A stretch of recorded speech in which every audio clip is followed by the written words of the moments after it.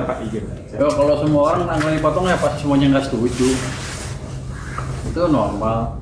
Cuman kita lihat aja gimana apa. Kalau mereka mau bangun daerahnya kan harusnya dari dulu udah bagus, makanya nggak ada yang hilang sana sini. Tapi salah satu concern adalah di sana adalah banyak melesetnya. Tapi saya pikir juga kelihatannya kebanyakan juga yang dipotong. Tapi saya akan lihat keadaan uang saya seperti apa nanti. Akhir triwulan memasuki pertengahan triwulan kedua tahun 2026 nanti. Kalau emang ekonominya udah bagus, pendapatan pajaknya naik, core tax tadi bagus, biaya cukai nggak ada bocor, pajak juga nggak ada bocor, harusnya kan naik semua kan. Kalau naik semua kita bagi. Tapi saya tidak dalam posisi sekarang membayangkan sustainabilitas kebijakan fiskal. Saya tadi kasih oleh-oleh satu aja dari mana? Kaltara. Dia bilang tempatnya nggak ada jembatan sehingga warganya banyak ke Malaysia. Penghuninya Malaysia semua karena nggak ada jembatan ke Indonesia nya. Saya bilang ya udah nanti saya minta PO untuk bangun dengan anggaran yang kita sediakan dari sini. Itu oleh-oleh buat mereka. Anggarannya berapa, Pak? Dia bilang 100 sampai 150 miliar, tapi kan saya nanti tanya PO-nya berapa. Kira-kira segitu ancar-ancarnya. Berarti mulai berjalan sama PU ya, Pak? Iya. Mulai berjalannya kapan? Pas cepetnya, saya udah minta dirjen saya ketemu dirjen PU dan lihat ada nggak program-program sana yang bisa digeser ke jembatan di Kaltara itu. Bapak tadi kan katanya akan menyuntik dana ke Bank DKI sama Bank Jatim ya Pak ya? Bukan nyuntik dana, saya taruh uang saya di situ. Iya. Kan beda. Kayak Himbara kemarin kan? Kayak Himbara kemarin. Tapi akan ada dua itu nggak Pak? Selain dua bank itu akan ada lagi nggak, Pak? Kalau saya lihat yang demandnya kuat dan fondasi backing di belakangnya kuat. Ini kan kalau Bank Jakarta DKI kuat kan anggarannya banyak. Jawa Timur juga sama, kuat anggarannya cukup. Jadi kalau dikasih beberapa triliun aja saya nggak bahaya. Berarti belum tentu semua daerah tuh dapat suntikan dana itu, Pak? Bukan suntikan. Oh iya, si Penempatan penempatan. juga saya naruh uang di situ aja. Dari BI dong Pak ambilnya. Ya, sampingnya saya di BI 270 lebih sekarang. Itu ditaruh lagi di BPJS. Sebagian saya pindah ini kan nganggur kan. Yang Itu nggak mengganggu likuiditas BI. apa? Coba Anda jelasin ganggunya di mana? Jadi saya ingin ngerti isi kepala Anda. Kan BI juga butuh untuk jangan menyerap gitu Pak. Stabilitas rupiah. Kan dia bisa serap pakai alat lain. Kalau dia isu apa SRBI kan uangnya masuk situ, sama aja kan. Tapi saya nggak mau yang ganggu saya. Kalau saya lihat, Mas udah puas? Belum. Lanjut Pak. Apa lagi? Enggak usah lanjut. Udah puas belum? Ya. Jadi nggak akan ganggu bank sentral itu beda. Ini saya nggak nyampurin kebijakan moneter ya. Ini cuma uang fiskal ditaruh di tempat yang lain aja gitu, supaya ekonominya lebih bagus. Terus kalau kita lihat dampaknya uang yang 2 triliun seperti apa? Pertama saya sudah lihat kan tuh di Mandiri katanya tumbuh, nggak tahu dia ngibul apa nggak ya. Dia bilang tumbuh sekarang hampir 11% kreditnya dari sebelumnya 8%. Jadi ada pick up kan ke atas renang, itu bagus. Dan saya baru lihat kemarin data pertumbuhan base money yang saya incar-incar itu udah sekitar 13% dari sekitar 0. Jadi harusnya itu indikasi bahwa uang sudah masuk ke sistem. Tinggal tunggu waktu aja, kredit udah tumbuh kan kelihatannya, dan tinggal tunggu waktu ya ekonomi secara keseluruhan akan tumbuh makin cepat. Saya akan monitor terus ke depan gimana M0-nya itu tumbuh, apa base money-nya itu tumbuh. Bapak soal Bank DKI. Jadi saya bukan itu kerjaan fiskal moneter ya, itu kebijakan fiskal, cuma kebetulan saya monitor aja di sini gimana sih dan kan boleh. Soal Bank DKI lagi tadi kan mau dibangun kantor pusatnya ya Pak ya, yang di SCBD. Nah itu bekasnya kantor apa yang calon kantor OJK itu bukan sih? Iya. Oh iya. Lot 1 karena OJK nggak jadi bangun, LPS nggak bisa bangun waktu itu. Kenapa? Nah, kalau bangun kegedean kan banyak yang kosong, LPS nggak boleh untung, nggak boleh nyewa, yang jadi kita nggak bisa apa-apa. Waktu itu saya LPS ya. Jadi sekarang DKI mengajukan kerjasama untuk bangun di situ untuk bangunan Bank DKI. Ya kan 30% buat saya, 30% buat Bank DKI, 30% mungkin buat Pemda, saya nggak tahu ya. untuk saya yang penting kan pembangunan jadi berjalan. Saya minta sama Pak Gubernur kalau bisa tahun ini udah mulai dibangun, jadi nanti ekonominya udah makin cepat lagi. Karena demand semen, demand ini, demand tenaga kerja segala macam. Nah itu kan sebelumnya ada perjanjian Pak Sama OJK. pusat. Nah itu gimana Pak perjanjiannya batal? Karena sudah dikembalikan ke saya, sudah Jadi nggak dikembalikan jadi ke apa keuangan. yang OJK? Enggak, mereka nggak mau. Mereka nggak jadi. Nggak punya dana Pak. Nggak tahu. Mancing aja lo. Kemarin gua kelepasan Jo. Apa yang pertumbuhan tadi yang 200T kan Bapak bilang sebut itu akan mendrive di atas 5,5 lah di kuartal 4. Selain tadi dari 200T, butuh dukungan apa lagi Pak untuk pertumbuhan di atas Kalau yang 5,5? pertama perlu dukungan doa Bang Jo. Yang ini kan kita akan mulai, makanya saya ke Bank Salam bukan iseng, saya pengen lihat mereka mulai nyalurin apa enggak. Kalau nggak bisa, di mana nggak bisanya. Kelihatannya sih ada sedikit adjustment di sana ya, bukan saya. Harusnya nggak ada masalah.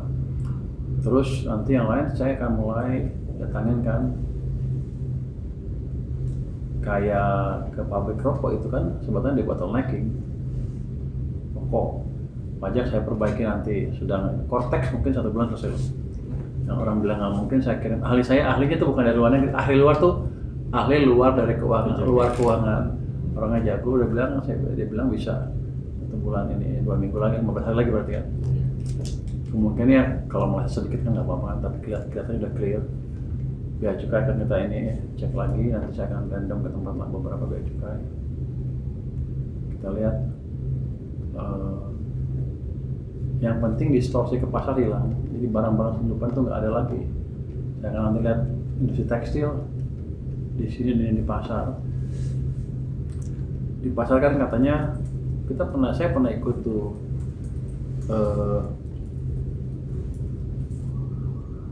fashion show yang didukung oleh Bank Sentral BI waktu itu. Terus busana muslim bagus-bagus. Wah, saya juga kagum.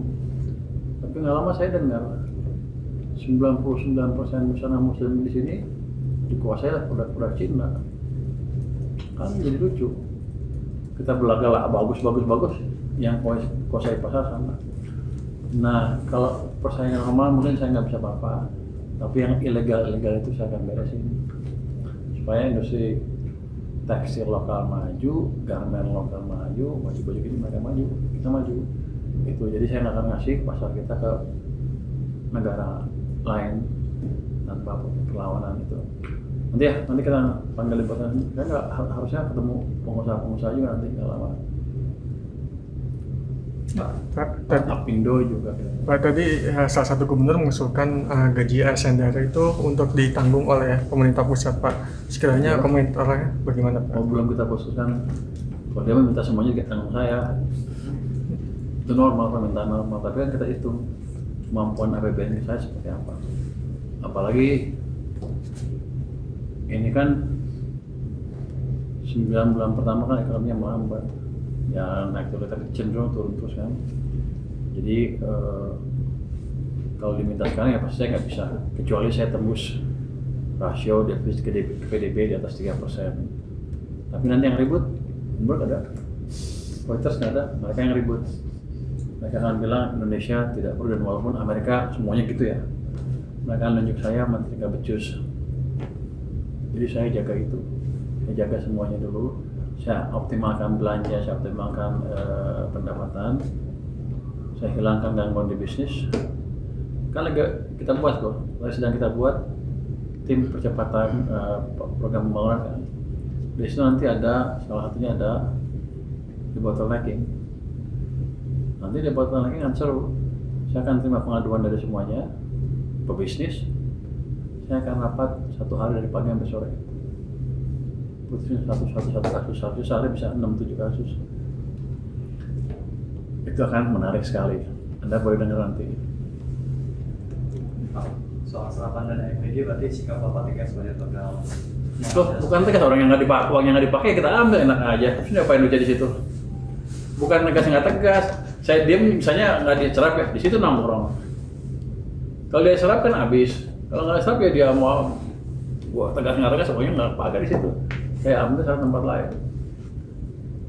Jadi tergantung mereka. Semuanya juga begitu, kalau nggak dipakai uangnya memang biar nongkrong di kementerian dan tarik. Dan taruh di program-program yang lebih siap dan lebih cepat jalan. Rencananya programnya itu Pak, ditarik aja. Jangan dulu lah, nanti aduh sama yang lain. MBK jadi, wah Purbaya berani menegur MBK. Bukan negur, kita mau dukung lebih cepat.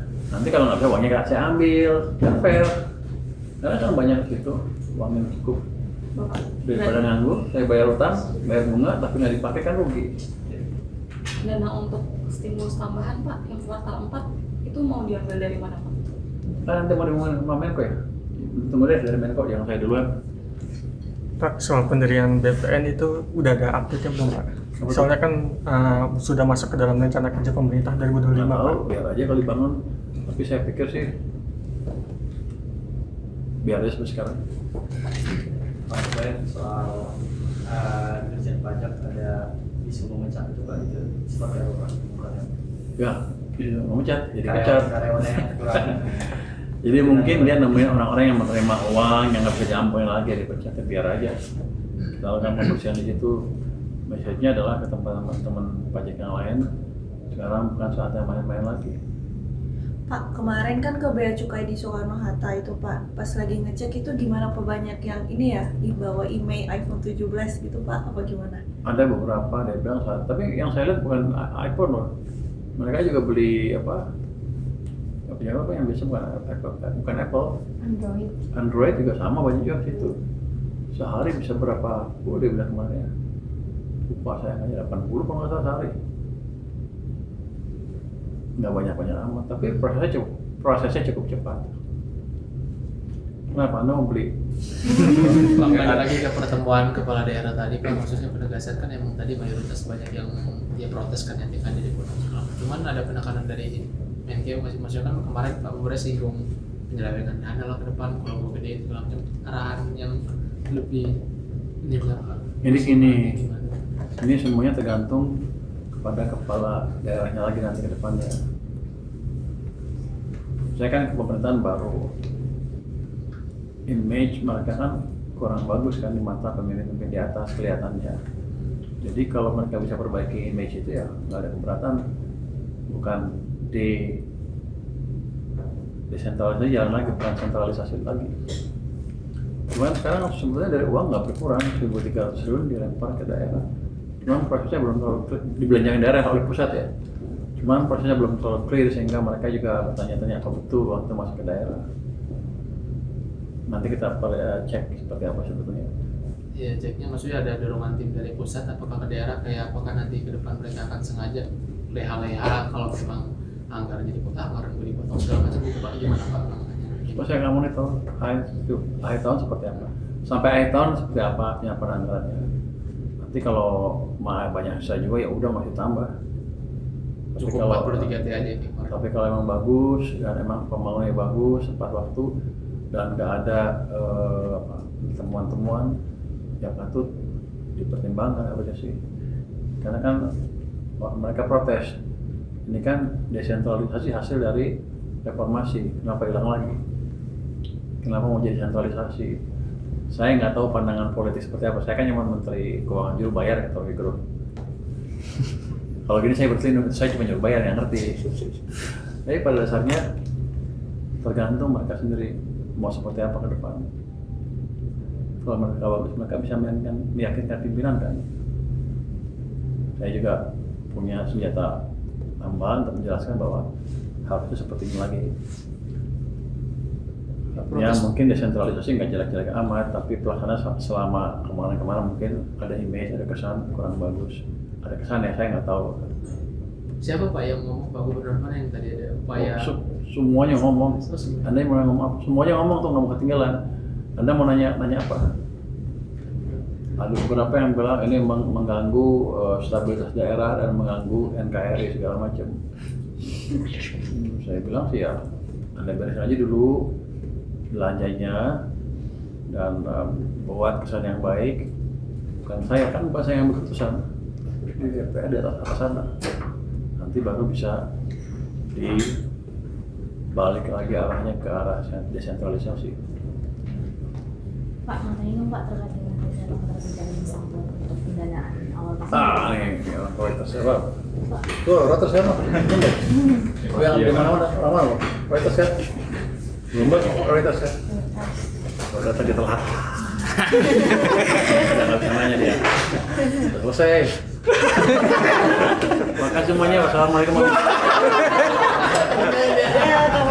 Jangan jauh. Pak, ini Pak terkait rencana penerbitan Dimsum Pak. Dimsum Pak, yang untuk pendanaan awal tahun belanja gimana Pak? Apa nggak ada pendalaman market Pak?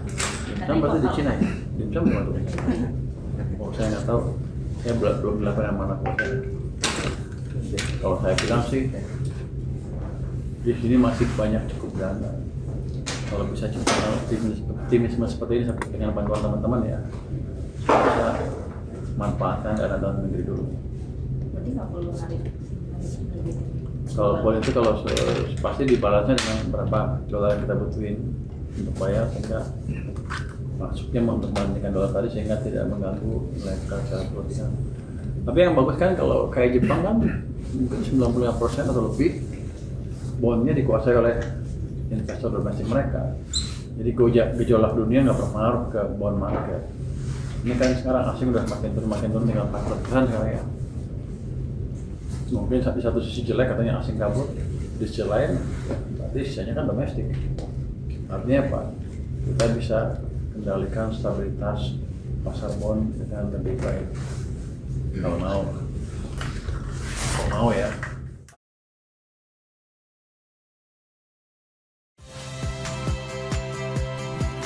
Saya Harjuno Pramendito. Saksikan program-program Kompas TV melalui siaran digital, pay TV, dan media streaming lainnya. Kompas TV, independen, terpercaya.